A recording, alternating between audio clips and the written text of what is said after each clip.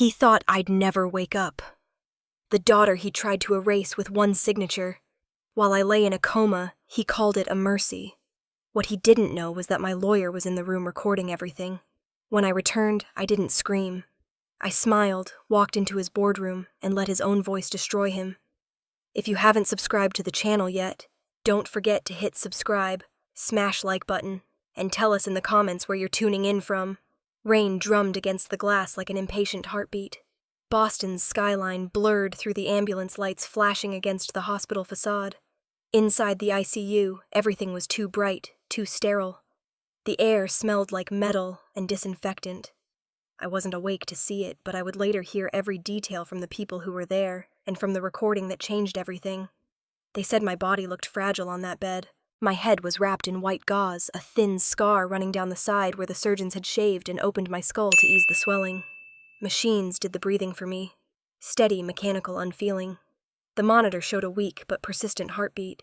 I was 29, a lawyer, and for the first time in my life, I was defenseless. Dr. Nora Mitchell stood at the end of the bed, arms crossed, watching the numbers climb and fall. "She's responding," she said to her team. "If we start the treatment tonight, she has a 70% chance of recovery." The young resident glanced at the chart. "But that's going to be expensive, right?" Nora didn't flinch. "She's insured. Money isn't the problem. Survival is." Then the door opened. The noise in the room quieted like the air had been sucked out. Richard Hayes walked in wearing a charcoal suit that still smelled like his cologne, and the rain outside. He didn't look at me, didn't even blink at the sight of his daughter half covered in wires.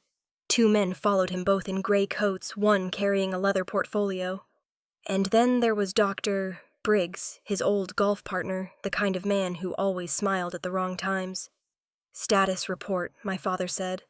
No greeting, no emotion. His voice was steady, practiced. Nora straightened. "Mr. Hayes, your daughter suffered a severe traumatic brain injury.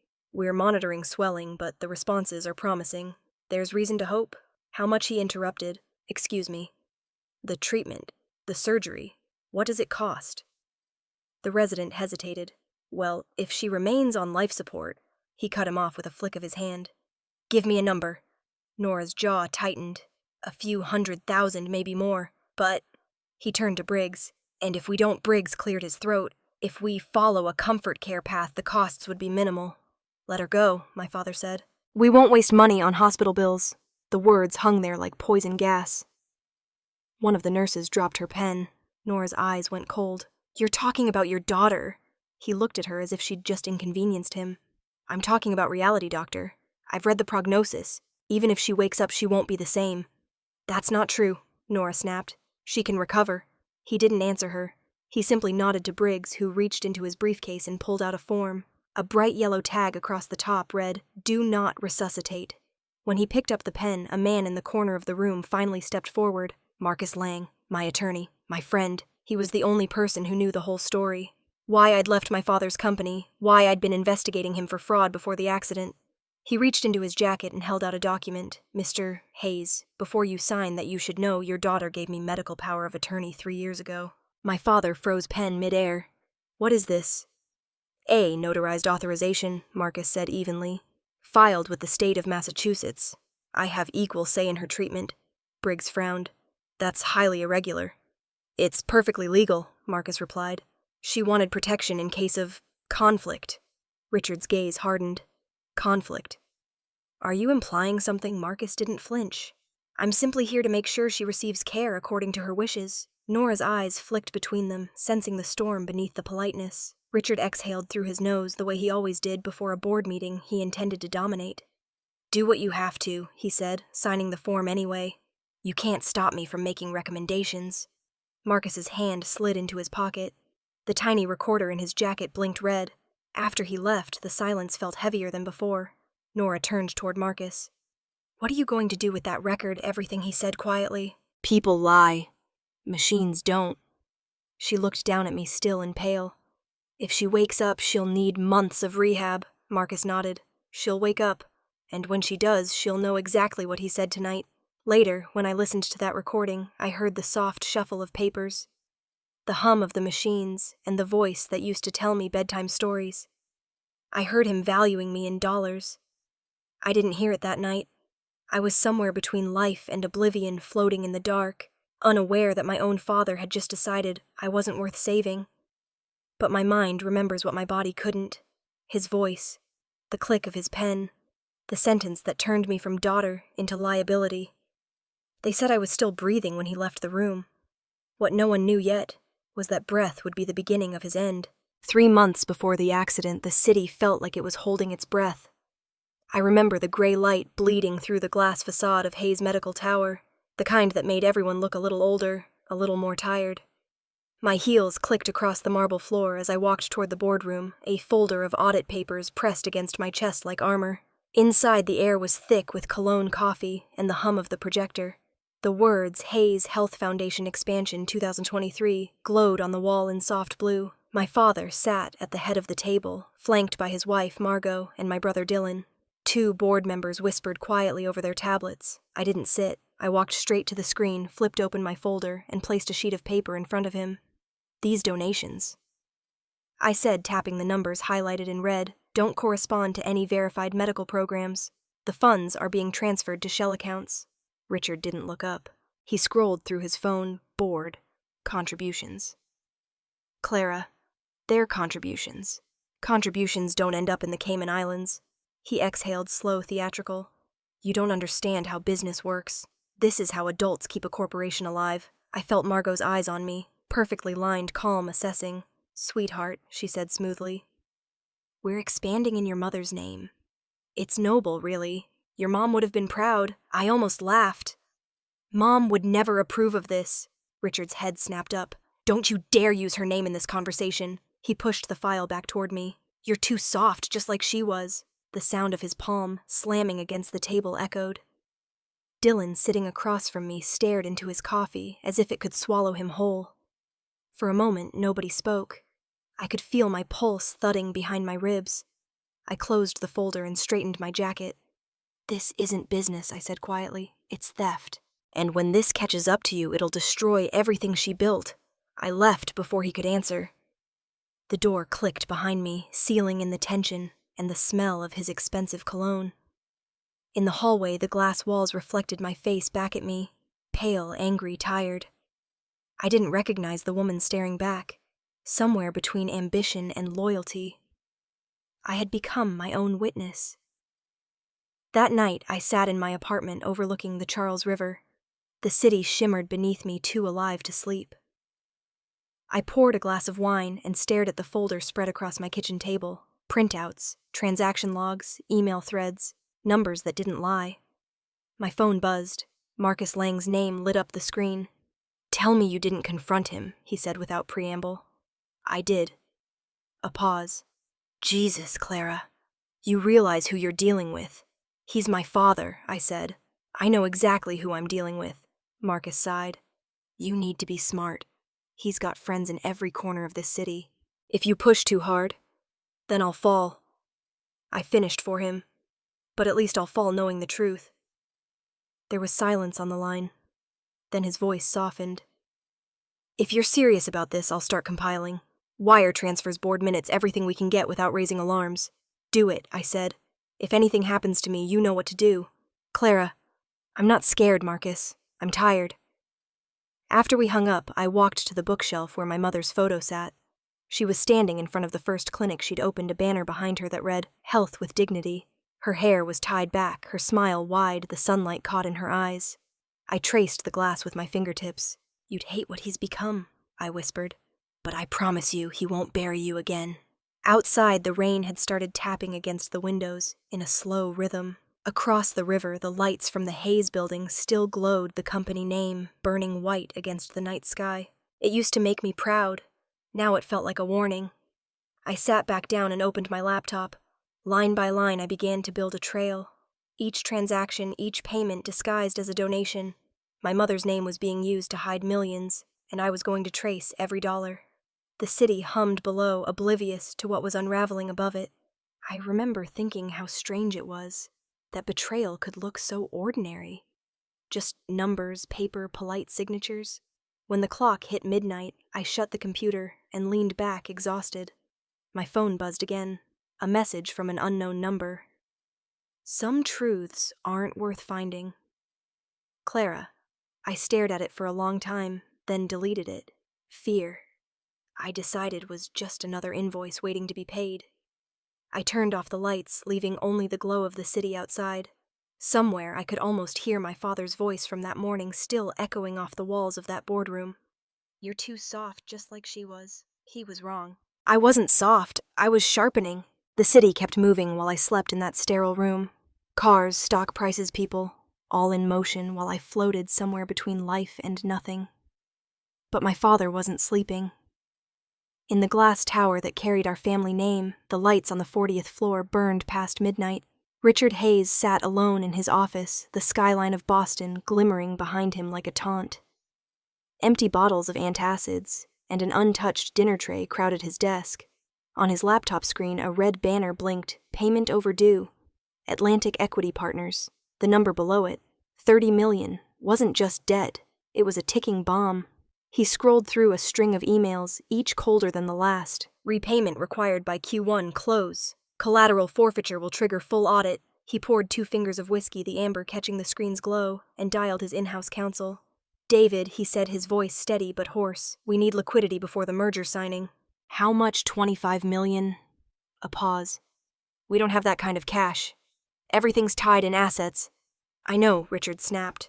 Clara's trust matures in 6 years, but if she's medically incapacitated, the funds revert to me as guardian. Richard, the lawyer, said carefully that trust is ironclad. It was structured by her mother's firm. You'd need a court order, then get one. He hung up. That same night, he drove home to Beacon Hill. Margot was waiting in the living room, silk robe tied loosely, a glass of white wine in her hand. The fireplace flickered, throwing light across her jewelry. You're late, she said. He dropped his briefcase on the table. Atlantic's pressing. They want payment before the merger. Then pay them. With what, Margot? We're leveraged to the bone. The auditors are already sniffing around the foundation accounts. Her tone shifted cold and sharp. If they find the transfers, it's over. For both of us. He looked at her, the mask of charm slipping. If I can access Clara's trust, we'll cover the shortfall. Atlantic backs off, the merger closes, and no one ever knows. She took a sip of wine. And if she wakes up, she won't. Margot studied him for a long moment, then nodded once. Then you'd better make sure of it. While I lay in a hospital bed fighting for air, my father was negotiating the price of my silence. He'd turned my mother's last gift, her $25 million trust fund, into his safety net. The next morning, he walked into the hospital with Dr. Briggs, his loyal friend in a white coat. The corridor smelled of coffee and antiseptic. They stopped outside my ICU room. Through the glass, he could see me, pale tubes rising and falling with the rhythm of borrowed breath. How long before we know, he asked. Briggs flipped through the chart. Her vitals are holding. It could go either way. Surgery's an option, but it's aggressive and expensive. How expensive? Close to 800,000. Richard stared at me through the glass. The monitors blinked, the heart rate steady. He looked at the number on the screen, then at the number in his head. Not worth it, he said quietly. Briggs hesitated, then nodded. I'll prepare the DNR order. Down the hall, Marcus Lang sat in a plastic chair pretending to read a legal brief. He had been at the hospital since dawn waiting. When Briggs passed, Marcus stood phone in hand and followed from a distance. He caught a glimpse of Richard through the window, gesturing, signing, leaving without looking back. Then he stepped into a supply closet, dialed Nora Mitchell. Don't sign anything, he said. What happened? Your department head just got a DNR pushed through. Briggs and Hayes both. She cursed under her breath. If I refuse, they'll bring another attending. Then stall, Marcus said. I've got what I need. Audio timestamps, witnesses. But we have to move before they do. Outside, the wind howled against the windows. The hospital's floodlights shimmered against wet pavement. Inside that glass room, my father's signature sat on a clipboard at the foot of my bed, a single line that decided whether I lived or died. And somewhere in the quiet hum of machines, Marcus's recorder blinked red again. I never saw that night, but I can imagine it. His pen scratching across paper, his jaw tight, his hand steady. The same hand that once held mine when I was a child crossing Tremont Street. He'd traded that memory for control. By the time dawn touched the city, he'd already sent the order to his lawyer. An email marked urgent, file with probate court, guardianship authorization. In one sleepless night, my father stopped being my protector and became my executioner. He thought no one was watching, but someone was. The waiting room on the third floor never slept. Machines hummed through the walls. Doors hissed open and shut, and the smell of coffee clung to everything. Marcus Lang sat in the corner chair, coat draped over the armrest. Eyes red from staring at the same page of a legal brief for hours. The clock above the vending machines read 3:12 a.m. He had spent the last 7 hours between silence and calculation. At one point, he'd gone into the ICU just to stand by my bed. The steady rise and fall of my chest was the only thing that made him breathe easier. When Nora Mitchell walked in, she found him leaning on the glass, murmuring something that sounded more like a promise than a prayer. "If she lives," he asked softly, "will her brain recover?" Nora adjusted the monitors, the green light flashing across her face. "There's damage, but it's not irreversible. If we operate within 24 hours, she has a chance." Marcus exhaled, nodding. "Then we keep her alive long enough to get there." He followed her out into the hallway, lowering his voice. "You know, Briggs filed a DNR order?" She stopped dead. "He what?" "Signed by her father, filed with the court clerk an hour ago. But I've got recordings. If they push to pull the plug, we'll have grounds for injunction." Nora's jaw tightened. "You think he'd really go that far?" "I think he already has." The elevator chimed at the end of the corridor. Dylan Hayes stepped out, his tie loose, his face pale.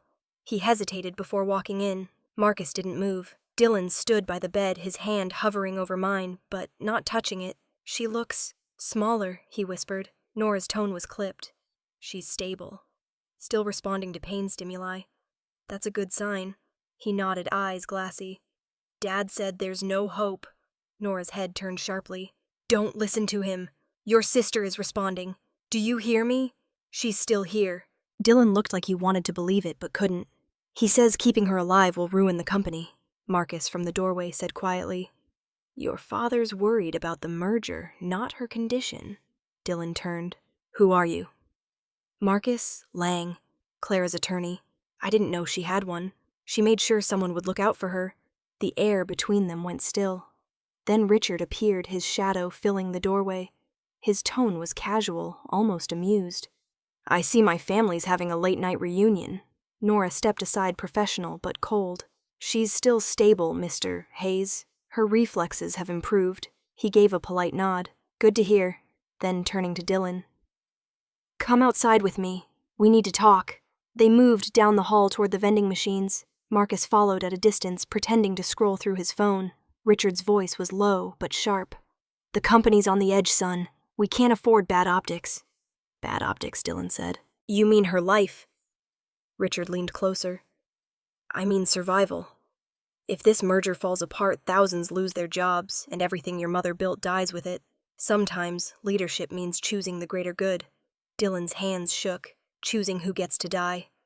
Richard's face hardened, choosing who keeps the lights on. Dylan didn't answer.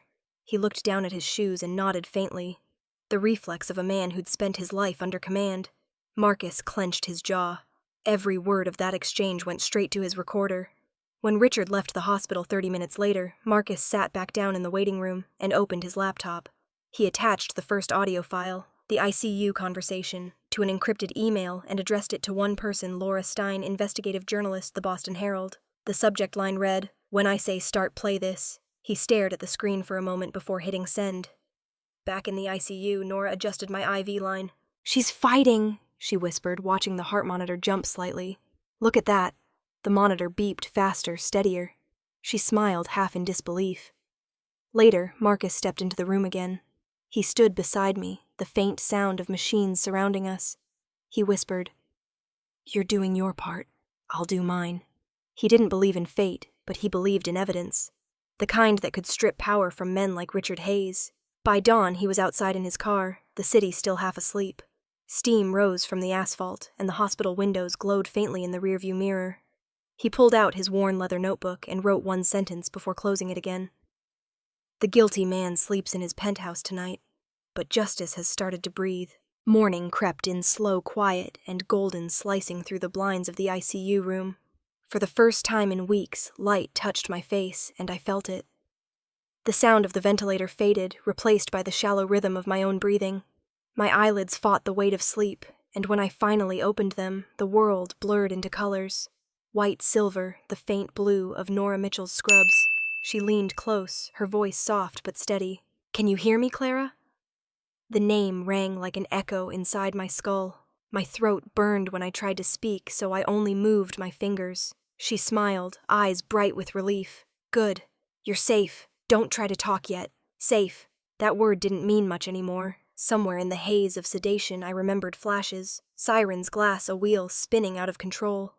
Then blackness. Everything after that was borrowed time. When Nora stepped out to get the attending physician, Marcus Lang slipped quietly into the room. He looked exhausted, unshaven, his tie loosened, his eyes red from too many sleepless nights. He didn't say anything at first, just stood there looking at me like he was measuring whether I was real. Then he picked up his tablet. "You need to hear something," he said. He tapped the screen, and the room filled with a sound that didn't belong in a hospital. A man's voice, calm, calculated. "Let her go," Richard Hayes said. "We won't waste money on the hospital bills." I didn't move. The sentence lingered in the air like smoke. I couldn't breathe.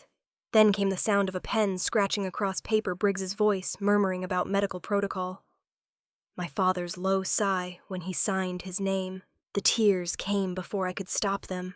They slid down the sides of my face, soaking into the pillow. Marcus didn't look away. When the recording ended, he put the tablet down and said quietly, "That was 48 hours ago." My lips trembled. He signed a DNR, filed it with the court, but I intercepted the transfer order. He doesn't know you're awake yet. The room felt smaller suddenly. I wanted to scream, but the oxygen tube pressed against my nose reminded me how fragile my strength still was. Nora came back in and caught the tears. Her expression hardened when she saw Marcus's face. She didn't need to ask. "She's fully conscious," Nora said, checking the monitors. "Neurological response is strong. I'll keep her status off the system until you tell me otherwise." Marcus nodded. "Thank you." When she left, he leaned closer. "You have to decide what comes next." I stared at the ceiling. "He thinks I'm gone." Marcus's eyes met mine. "He believes you'll never wake up." "Then let him keep believing it," I said. "As long as he thinks I'm helpless, he won't hide his tracks." A flicker of approval crossed his face. "You're planning something." I swallowed hard. "I'm planning to make him watch it all fall apart." The next few days passed in deliberate silence. Every nurse who entered my room knew to speak softly, to record nothing in the digital system except stable condition. Nora checked on me daily, slipping notes under my blanket, updates on my vitals, hospital gossip whispers about Briggs avoiding eye contact in the corridors. When Richard finally decided to visit Marcus, arranged to be out of sight, but close enough to listen, Nora dimmed the lights before he walked in. I pretended to be half-lost eyes, glazed body limp. The door creaked open, and I smelled his cologne before I saw him. Sharp, synthetic, expensive. He stood beside my bed, adjusting the cuff of his suit. "Clara," he said softly, as if testing the word. I blinked slowly, letting my gaze drift toward him without focus. My voice was raw, slurred. "Dad, is that you?" His face twisted into something almost like compassion. "It's me, sweetheart. You've had an accident, but you're safe now. I've been handling everything." Margot hovered at the doorway, one hand over her chest, tears sliding down her cheeks too perfectly. "We've been so worried, darling," she whispered. Performing grief like a stage actress. Dylan stood behind them, his expression hollow, hands in his pockets. His eyes met mine for a second, just long enough for me to see guilt flicker through. Richard reached into his briefcase, pulling out a folder. "The doctors say your recovery will take time. I've filed for temporary guardianship just until you're back on your feet. You don't need to worry about a thing." I let my eyes drift over the papers, feigning confusion. The words swam together in deliberate blur. I don't understand these." "That's okay," he said gently. "Just rest." He placed the folder back into the case, patted my hand like a benevolent stranger, and left. When the door shut, Margot exhaled dramatically, and Dylan followed in silence. As soon as they were gone, Nora stepped inside, fury in her voice. "He's trying to get control of your assets. Do you want me to stop him?" "Not yet," I said. "Let him think he's already won." Marcus came that evening. We sat in the soft hum of machines while I practiced my role, mispronouncing names, pretending I couldn't recall dates, asking the same question twice. He watched me with something between pride and disbelief. "You're doing better than most actors," he said quietly. "I'm not acting." I replied, "I'm surviving." He smiled faintly, though there was no joy in it. "We need more than the recording to bury him. We need proof of financial motive. Nora mentioned a contact in accounting who might help. She trusts him. She says he hates Briggs more than anyone else in this building. That's enough." That night, when the nurses dimmed the lights and left me alone, I lay awake, staring at the ceiling tiles. I could still hear my father's voice echoing from the tablet. Let her go. He thought I was gone, but I wasn't. And this time I wasn't his victim. I was the storm he didn't see coming.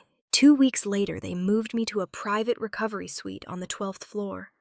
The walls were warmer here, painted a dull yellow instead of white, but the quiet was heavier. They said it was progress, a sign that my brain was healing. In truth, it was a better stage for the performance I was about to give. Every morning, a neurologist, a physical therapist, and a psychologist came in to evaluate me. The psychologist was Dr. Harrison, a man my father handpicked. He smiled too wide, as though he was paid by the inch. "Good morning, Clara," he said, scribbling notes before even asking a question. "Do you know what month it is?" I looked at the window, squinting like I was searching through fog. "June," I said hesitantly. "Even though it was late March." He nodded slowly, writing something down. "And where are we right now? Hotel?" I tilted my head, blinking. "A hospital." "Very good," he said, smiling, as if confusion were progress. I gave him what he wanted. A fragile mind wrapped in politeness. Each wrong answer was another brick in the wall I built between me and suspicion. Later that day, Marcus came to see me with his tablet tucked under his arm. He looked different now, less like a lawyer, more like a soldier pretending to blend in. He spoke quietly. "Your father filed the guardianship petition. Financial control, immediate effect. Hearing in 5 days. Then stall." I whispered, "Make him think you're on his side." He smiled faintly. "Already told the court we'll need to review your neurological assessments. That buys us a week." "Good." I closed my eyes, letting my voice tremble a little for effect. "Keep me in the game, Marcus. The longer he underestimates me, the harder he'll fall." That evening, I had another visitor. Margot. She came alone, wearing too much perfume and a smile that didn't reach her eyes. The bouquet she carried was flawless, all white roses. "You look so much like your mother," she said, setting the flowers on my nightstand. She was beautiful, but fragile. Always saw the good in people. That's what broke her. I stared at her blankly, forcing my eyes to drift. "You're Margot, right?" I asked softly. Her lips twitched. "Yes, dear, I'm Margot." She leaned closer, her tone dropping to a whisper. "You're not fooling anyone you know. Richard sees everything." For a moment I let my gaze go cold, just for a second, and then blinked as if lost again. "Who's Richard?" I asked. Her expression hardened. "Rest well, Clara." She turned on her heel and left without another word. When the door shut, I let out the breath I'd been holding. She knew something was off. That made her dangerous, but it also meant the act was working. The next morning, Richard arrived with his lawyer. He brought a stack of documents in a neat leather folder, the same kind he used in board meetings. I watched him through half-closed eyes as he explained my condition to the doctor outside my room. "Severe short-term memory loss, impaired reasoning," he said smoothly. "She's not capable of managing financial assets, Doctor." Harrison nodded along like a trained parrot. They both signed off on the report before leaving. Marcus intercepted them at the elevator. "Mr. Hayes," he said politely. "We'll need access to your daughter's MRI scans for court submission." "Of course," Richard replied. "Transparency is everything." As they walked away, Marcus glanced toward the security camera above the door and gave the smallest nod. I knew he had planted a recording bug in my room days earlier. Just in case. That night, Marcus met with Laura Stein and FBI agent Robert Daniels in a diner outside Cambridge. The fluorescent lights flickered over their table as coffee steamed between them. Laura flipped open her laptop. "I've got the recordings, and I've verified the DNR order was filed before the neurologist's evaluation. That's malpractice, but it's not enough for a conviction." Daniels stirred his coffee, unimpressed. "We're tracking the Foundation's accounts. He's moving money between shell nonprofits, probably prepping for a merger. When he touches his daughter's trust, we'll have him." Marcus nodded. "Then we wait." Back in my room, I stared at the city lights through the window.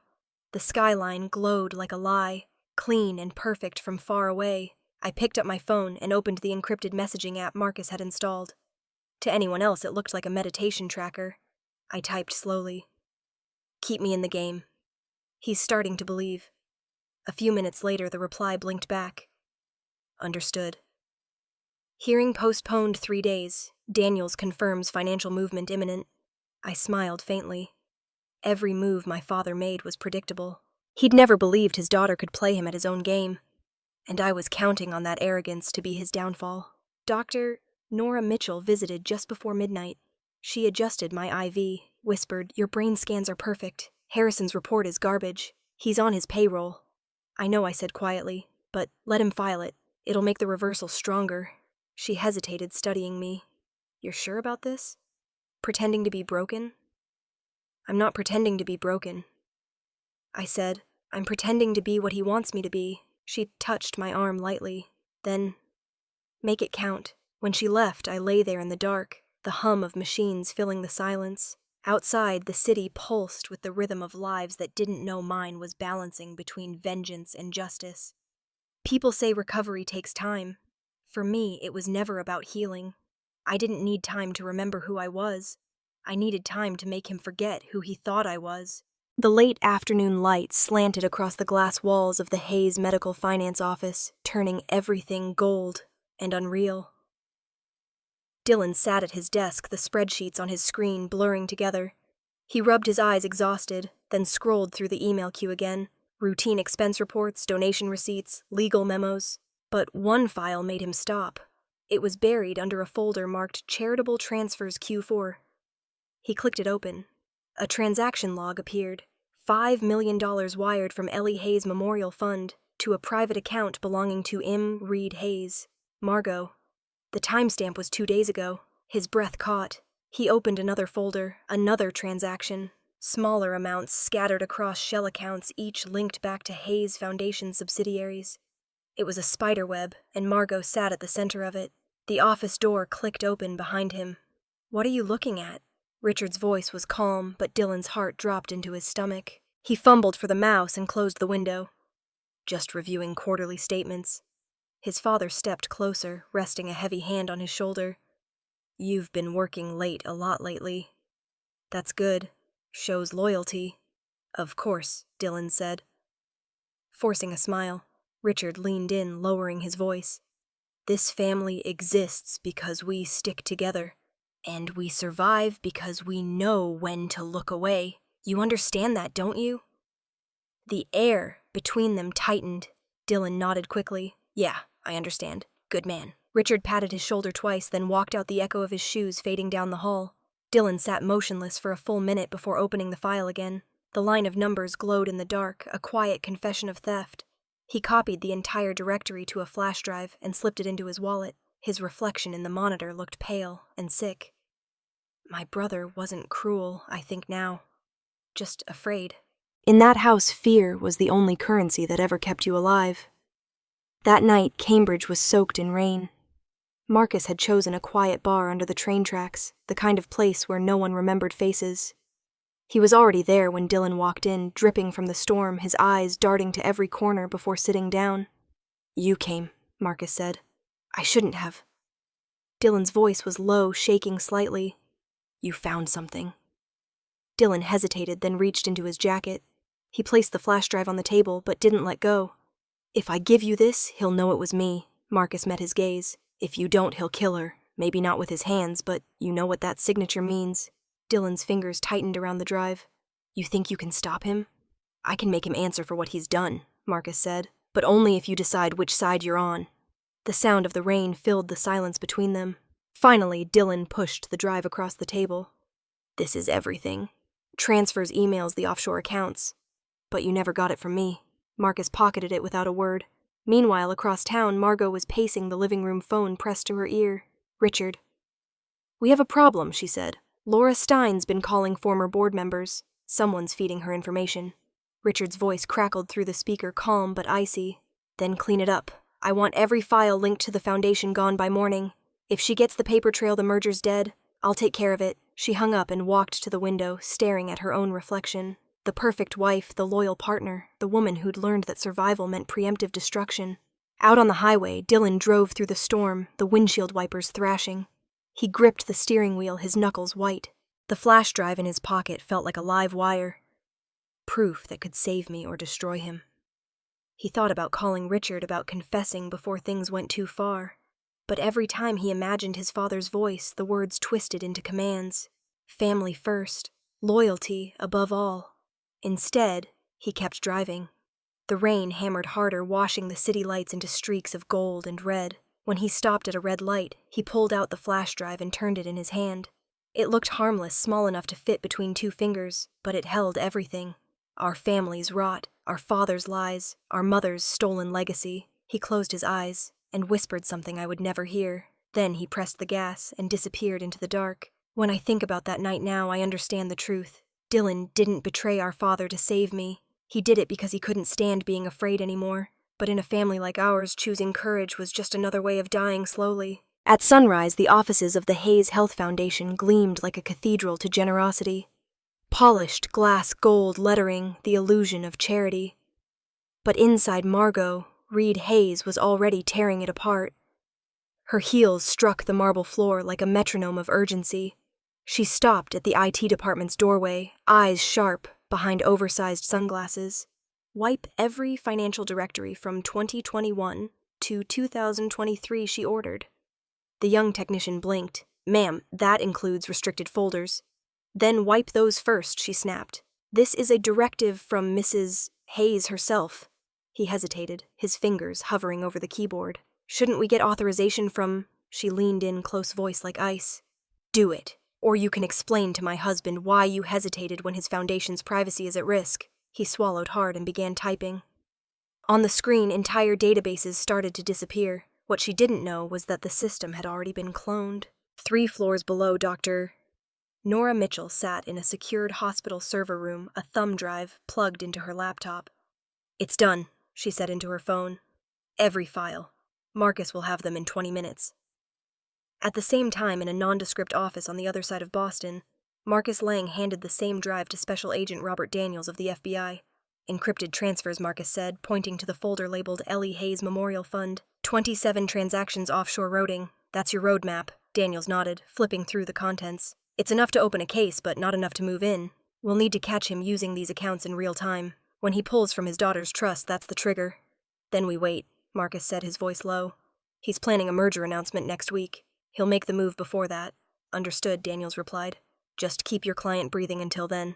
That night, the city was wrapped in a drizzle that turned every streetlight into a halo. Marcus's phone buzzed. The caller ID read Laura Stein. Marcus, she said, her tone clipped, hurried. I've cross-checked your files with the SEC filings. It's a mess. He's been funneling charity funds through dummy pharmaceutical research accounts. My story goes live Tuesday morning. You're sure this is the right call? He stared at the rain streaking down his window. Yes, but keep Clara out of it. She's still in the hospital. You know, once this breaks, there's no containing it. That's the point. Meanwhile, in the penthouse apartment on Beacon Hill, Margot arrived home to find Richard standing by the window, scotch in hand. The city lights reflected in the glass behind him. She dropped her purse on the counter. We need to talk. He didn't turn. About what? The foundation, the donations, the files. They're handled. No, they're not. She stepped closer, her voice rising. If that girl wakes up, we lose everything. Richard's eyes flicked to her reflection. She won't. Margot laughed, brittle and bitter. You said the same thing about her mother. The words hit him like a physical blow. His hand tightened around the glass until it cracked. For a moment, neither spoke. She was supposed to be your partner, Margot said quietly. Instead, you let her die while you negotiated another hospital deal. Richard turned face pale with fury. Watch what you say! I'm watching everything, she hissed, stepping back. And I'm not going down with you! She stormed out the door, slamming behind her. In the hospital, Nora entered my room with her usual calm, carrying a clipboard she didn't really need. There's something you should know, she said softly. Your father's planning to announce the merger next week. It's going to be huge. Press, investors, the works. I stared at the IV drip, the slow rhythm of clear fluid feeding into my arm. When Tuesday, 4 seasons. Grand ballroom. I nodded slowly, a small smile tugging at my lips. Perfect. Nora frowned. Perfect. I looked out the window. The sun was rising, casting long lines of light across the room. He wants the spotlight. Let him have it. That's where he'll burn. When she left, I lay there listening to the hum of the machines, the heartbeat monitor steady and strong. People who bury the truth forget one thing. Every grave looks clean until the light finds it, and the stage my father was building for his victory. It would be the same one where his empire turned to ash. The chandeliers at the Four Seasons Boston threw gold light across the ballroom, catching on crystal glassware and polished shoes. Every seat was filled. Investors, reporters, board members, all waiting to witness Richard Hayes crown himself as the king of New England healthcare. Outside, a line of black sedans and news vans crowded the entrance. The FBI van parked a block away looked just like another delivery truck. I sat in the front row, hands folded in my lap. The navy jacket I wore hid the tremor in my fingers. My wheelchair gleamed under the spotlight, a prop in his production. Dylan sat beside me, silent, his jaw tight. 2 rows behind us, Marcus and Nora weighted a folder of evidence between them like a loaded weapon. At 2 o'clock sharp, Richard took the stage. The applause was instant and deafening. He wore a black suit, the same one he'd worn to my mother's funeral. His smile was effortless, the kind that could sell redemption to the damned. Today he began voice, strong, measured, we rewrite the future of healthcare in New England. His image filled the massive screen behind him. Hayes Medical and Atlantic Health Systems, together a $500 million partnership to expand care, reduce costs, and lead with integrity. The word integrity hit like acid. The slides rolled one after another, revenue projections, photos of children in hospitals, staged charity events. Each number a lie built on my mother's legacy. I waited, my pulse steady. My face calm. I'd spent weeks rehearsing this moment, not the words, but the timing. When he reached the slide titled Family, the foundation of trust, I rose from my seat. The microphone feedback pierced the air as I took it from the podium's edge. What trust? Father, I said, my voice cutting through the room, when you tried to kill your own daughter for money. The room froze. The reporters looked up. The investors stopped breathing. For a moment, the only sound was the faint click of cameras adjusting focus. Richard's smile faltered. Sweetheart, he said into his mic, laugh thin and uneasy. Please sit down. You're not well. Play it, I said. Marcus nodded to the technician at the back. A low hum filled the room. Then a voice. His voice, echoed through the speakers. Let her go. We won't waste money on the hospital bills. The silence that followed was electric. Then came murmurs, gasps, the rustle of suits and heels. Every head turned toward him. That recording, Richard stammered, is taken out of context. Marcus stood from his seat. The full recording is 23 minutes long, Mr. Hayes. It includes your discussion of your daughter's trust fund and your attempt to have Dr. Briggs sign a DNR order against medical advice. Nora walked to the stage, calm and precise. For the record, she said, addressing the room, there was no medical justification for that order. I was there. Your daughter had a 70% chance of recovery. Richard's composure broke. Security, he shouted. Remove them! No one moved. The 2 guards near the door looked to the head of the board. Sandra Blake, who simply shook her head. The investors began whispering to each other, some already pulling out their phones. Dylan sat frozen beside me, tears streaking down his face. Richard turned back toward me. You don't know what you're doing, Clara. You're sick. You need help. I met his eyes. I was sick. Now I'm awake. Marcus climbed the stairs to the stage, holding up a folder stamped with the federal seal. Mr. Hayes, he said evenly. This is a notice of federal investigation into financial misconduct, insider trading, and medical malpractice. Issued by the FBI at 9:14 this morning. The entire room erupted. Reporters shouted questions, cameras flashed like lightning. Richard tried to speak, but the noise swallowed his words. The investors nearest the stage began to leave, their faces pale, muttering to assistants. One of the Atlantic executives leaned to his partner and whispered, The deal's dead. Sandra Blake, chair of the board, stepped forward.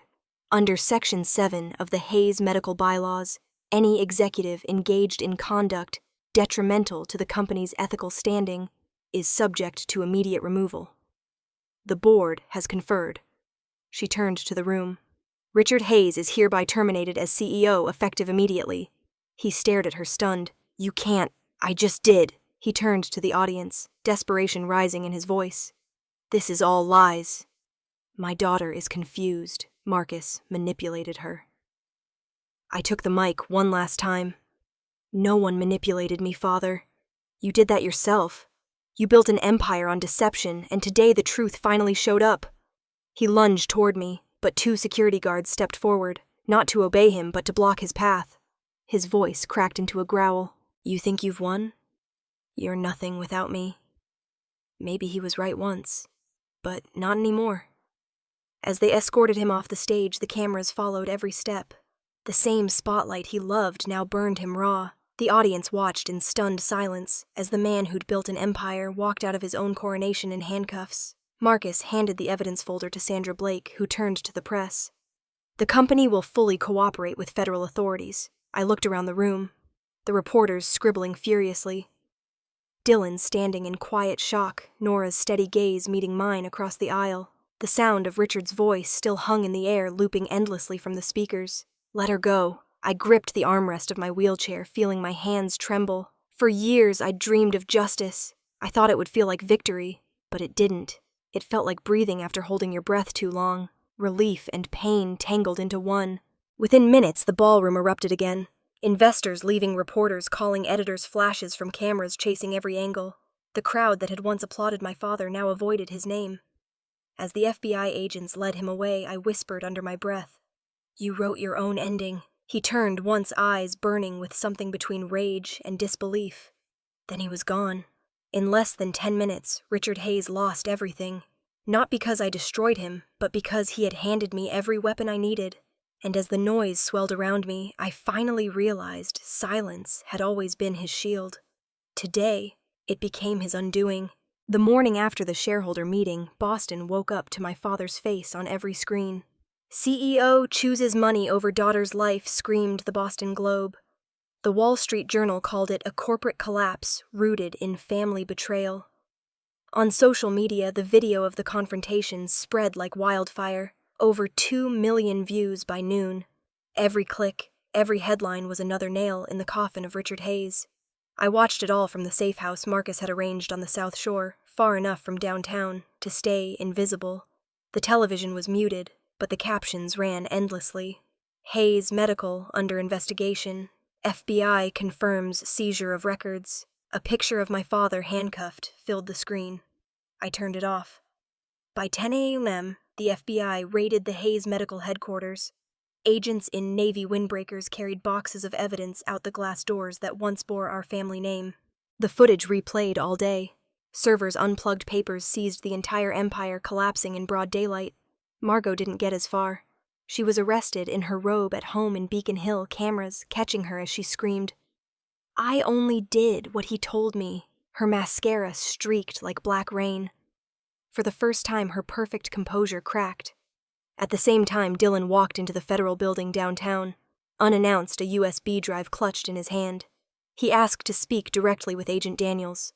Marcus told me later how it went.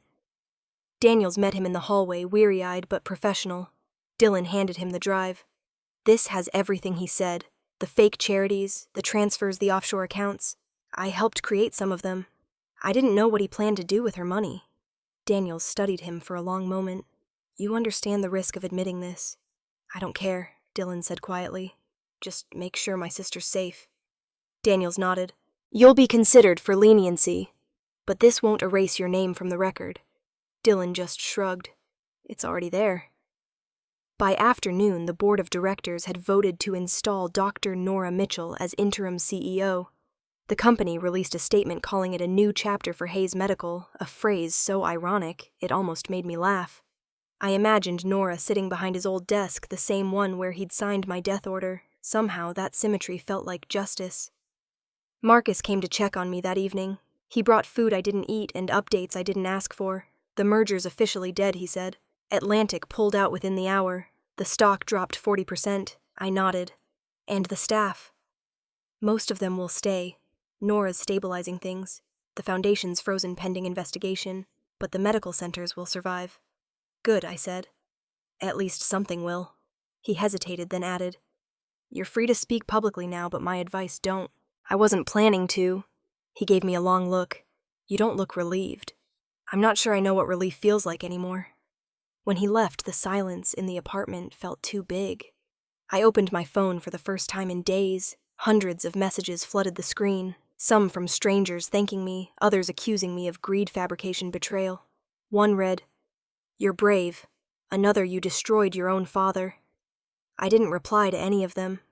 People love heroes and villains. They just never expect them to be the same person. As the sun went down, I stood by the window. The skyline shimmered under red and blue reflections. Ambulances somewhere downtown, police sirens cutting through the air. Boston had always been my city, but tonight it felt foreign, like it belonged to someone else entirely. I thought about my mother, about the plaque in her honor that still hung in the lobby of Hayes Tower, "Health with dignity." She believed in that phrase. I used to too. Now I wasn't sure what dignity looked like anymore. Maybe it was just surviving long enough to see the truth. Marcus texted me just before midnight. "They'll file charges in the morning. Stay low." I turned off the phone, the room dim, except for the city's glow outside. My reflection looked strange in the glass, stronger, maybe, but lonelier. They called it justice. But all I could feel was the weight of silence pressing in the kind that comes after the storm has passed and the world hasn't yet remembered how to breathe. I had saved the truth. I had buried my father. But as I watched the city lights flicker across the window, I realized something simple and cruel. I'd saved justice, but I couldn't save my family. A year passed before I heard anything about him again. By then, the world had moved on. The headlines that once screamed his name had faded into smaller stories about policy changes and legal reforms. But somewhere along the cold coast of Maine, in a one-bedroom apartment that smelled of salt and dust, Richard Hayes was still alive. Barely. He spent his days half asleep on a worn sofa facing the sea. The television murmured in the background, the light flickering across his hollowed face. One morning, a newspaper slipped under the door. On the front page, a photo of me, smiling beside a ribbon-cutting banner that read, "Ellie Parker Foundation expands access to critical care." He read the headline twice. His hand trembled, the paper shaking in his grip. Then, with a pen that scratched against the uneven table, he began to write. "Clara, you were right. I chose money and lost everything. Your mother would have been proud of you. I never was brave enough to face what I became. I hope one day you'll understand that desperation is not an excuse for evil, only the path to it. I'm sorry." He folded the letter carefully, placed it in an envelope addressed to my office in Boston, and left it on the windowsill, weighted with a stone. By the time the mailman picked it up, he'd already closed his eyes again, the sound of waves filling the silence that used to belong to his empire. When the letter arrived, I was in the Foundation's office, reviewing grant proposals. The handwriting stopped me cold before I even opened it. I read it once, then again, slower this time. The apology felt like an echo from another life. I folded the letter neatly and put it in my desk drawer. "Some apologies," I murmured, "come too late to matter." Outside, the city hummed with spring. Construction cranes swung over the site of the new rehabilitation center, our third expansion in a year. The Foundation had become everything my mother dreamed of, and more free clinics, trauma recovery programs, research grants for young doctors. Her name was everywhere again, but this time for the right reasons. Meanwhile, Dylan had built his own quiet redemption. He'd taken a job teaching accounting at Portland Community College, the kind of small-town campus where no one recognized the Hayes name. When he met Nora at a medical ethics conference, she told me later he looked lighter, like someone who'd finally learned to breathe. "Thank you," he said to her after the panel, "for what she asked, for believing in Clara, even when the rest of us didn't." Nora smiled faintly. She never needed belief, she said. She just needed a chance to prove herself. Laura Stein's story.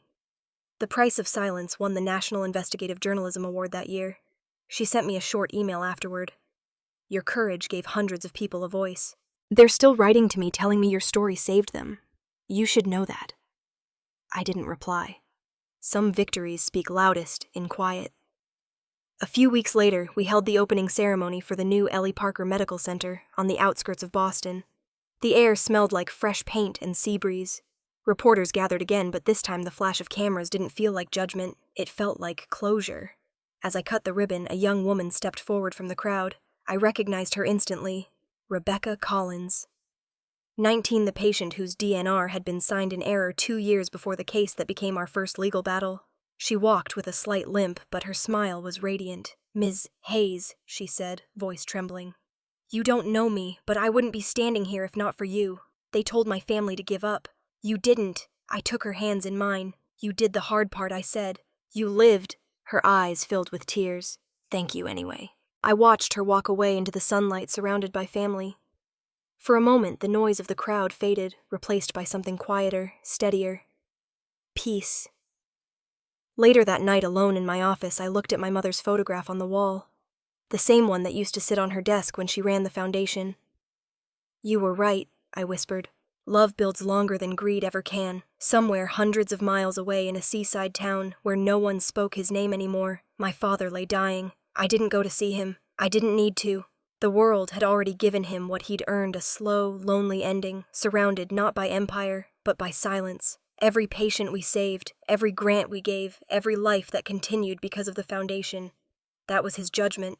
And for me, it was my mother's vindication. Every person I helped was another piece of her soul returning to the world.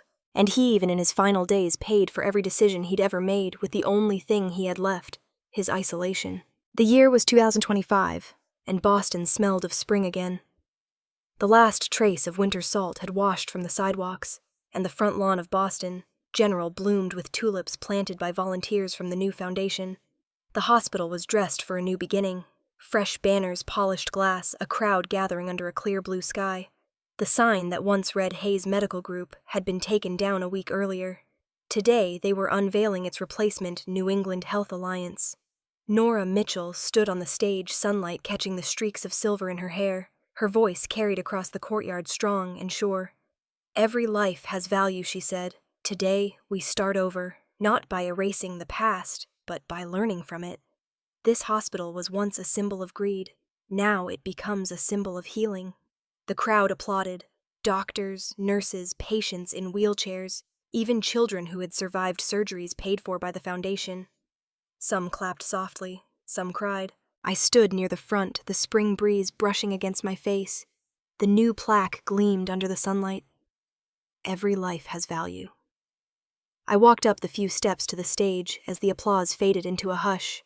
The metal felt cool beneath my fingertips when I touched the engraved words. I could see my reflection in the surface, older, calmer, and maybe finally at peace. For a heartbeat, I was back in that ICU room. The fluorescent lights, the hiss of the ventilator. My father's voice, cold and distant. "Let her go. We won't waste money on the hospital bills." The sound used to haunt me at night. Now it was just memory. The ghosts of that night had lost their teeth. When I blinked, the vision was gone, replaced by sunshine and laughter. The present felt real again. Dylan appeared beside me, looking healthier than I'd seen him in years.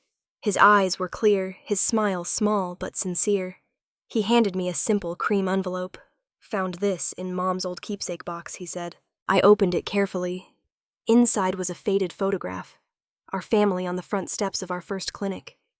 My mother's arm around my shoulders. My father's hand resting on Dylan's. Back then, the smiles were genuine. I traced the edge of my mother's face with my thumb. "You kept this," I said quietly. He nodded. For a long time, I didn't know why.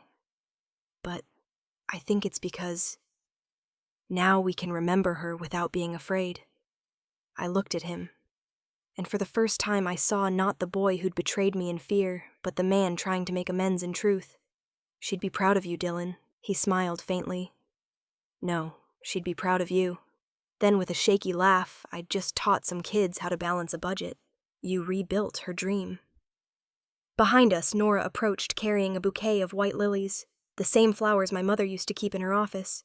She handed them to me. "For your mother," she said softly, "and for you." Marcus and Laura stood a few paces away, watching. Marcus gave me a small nod, the kind that meant it's over now. Laura raised her phone, capturing a photo of the crowd under the new sign, her journalist's instinct already rewriting the ending into history. The speeches ended. The applause faded. The band began to play a soft tune. Something hopeful, uncomplicated. I stepped down from the stage and walked through the hospital's front doors. The lobby smelled of fresh paint and lemon polish. The walls were lined with photographs of doctors, patients, and families who had been helped through the foundation. A new plaque hung near the entrance, dedicated to Eleanor Parker Hayes, whose belief in dignity changed lives. I wandered down the corridor toward the recovery ward. Patients sat in wheelchairs by the windows, nurses adjusting IV lines, laughter echoing from one of the therapy rooms. Sunlight spilled across the floor, cutting bright lines through the shadows. It felt like the building itself was breathing again. I paused by the wall near the nurses' station where someone had painted a mural in soft blues and golds. In the center, the words shone clear and simple, "Every life has value." I traced them lightly with my fingers and felt something loosen inside me. He had chosen money over me. I had chosen life over hate. And in the end, that choice saved more than just myself. It saved the parts of this place still worth saving. My father's legacy had crumbled, but my mother's had survived him. Maybe that was all that mattered. As I turned toward the exit, the crowd outside was still celebrating the music rising faintly through the open doors. The city skyline shimmered beyond the trees, alive and indifferent, as if it had been waiting all along for this moment of quiet redemption. I stopped one last time and looked back at the plaque gleaming in the sun. Then I smiled, finally meaning it. "Every life has value," I whispered, repeating the words like a promise. "If you've ever been betrayed, remember this. Silence isn't weakness. Sometimes it's the only strength that justice can hear."